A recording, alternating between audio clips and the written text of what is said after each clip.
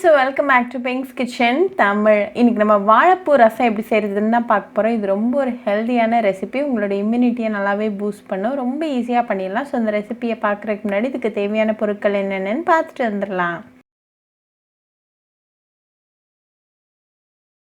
ஒரு இடிக்கிற கல்லுல 1 டீஸ்பூன் அளவுக்கு மிளகு, அப்புறமா 1 டீஸ்பூன் ஜீரகம் சேர்த்துக்கோங்க. இத நல்லா ஃபைன் பவுடரா தட்டிடுங்க.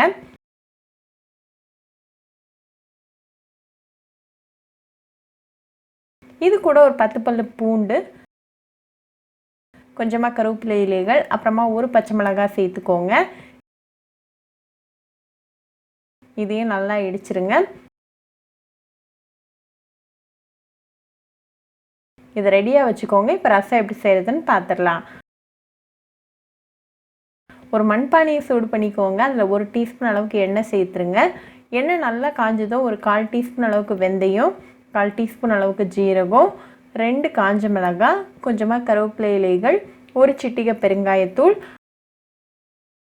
அப்புறமா ஒரு 1/2 கப் அளவுக்கு வாழைப்பூவை கட் பண்ணி சேர்த்துக்கோங்க. இதை நல்லா ஒரு 2 நிமிஷம் கலந்து விட்டுருங்க. இந்த வாழைப்பூ நல்லா வேகிற வரைக்கும் நல்லா மிக்ஸ் பண்ணிக்கோங்க.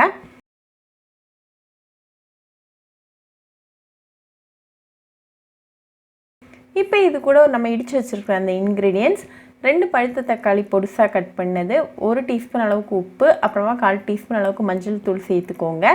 இதையும் நல்லா மிக்ஸ் பண்ணிடுங்க. தக்காளி நல்லா மசிஞ்சு வர வரைக்கும் நல்லா கலந்து விட்டுருங்க.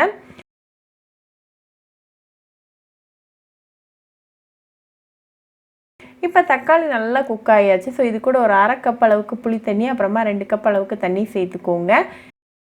இதையும் நல்லா கலந்துருங்க. இது லைட்டாக கொதிக்க வரைக்கும் நம்ம வெயிட் பண்ணலாம்.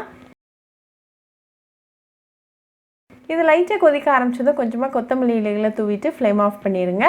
இப்போ நமக்கு சுவையான வாழைப்பூ ரசம் சூப்பராக ரெடி ஆகிடுச்சு. இது நல்லா சூடாக சாதம் கூட சர்வ் பண்ணி உங்கள் ஃபேமிலி அண்ட் ஃப்ரெண்ட்ஸ் கூட என்ஜாய் பண்ணுங்கள். ரொம்பவே ஹெல்தி அண்ட் டெஃபினட்டாக உங்களோட இம்யூனிட்டியை நல்லாவே பூஸ்ட் பண்ணும். ஸோ கண்டிப்பாக அந்த வாழைப்பூ ரசம் ரெசிபி உங்கள் வீட்டில் ட்ரை பண்ணி பாருங்கள். ட்ரை பண்ணிவிட்டு எப்படி இருந்துச்சுன்னு எனக்கு கமெண்ட்ஸில் சொல்லுங்கள். இன்னொரு சூப்பரான ரெசிபியோடு உங்களை வந்து பார்க்குற வரைக்கும் பாய் ஃப்ரெண்ட்ஸ். உங்களுக்கு இந்த வீடியோ பிடிச்சிருந்தா லைக் பண்ணுங்க, ஷேர் பண்ணுங்க, கமெண்ட் பண்ணுங்க அண்ட் மறக்காம சப்ஸ்கிரைபும் பண்ணிருங்க. கூடவே பக்கத்தில் இருக்க பெல் ஐக்கானையும் கிளிக் பண்ணிக்கோங்க. அப்பதான் நான் போடுற வீடியோஸ் எல்லாம் உங்க நோட்டிஃபிகேஷன்ல வரும்.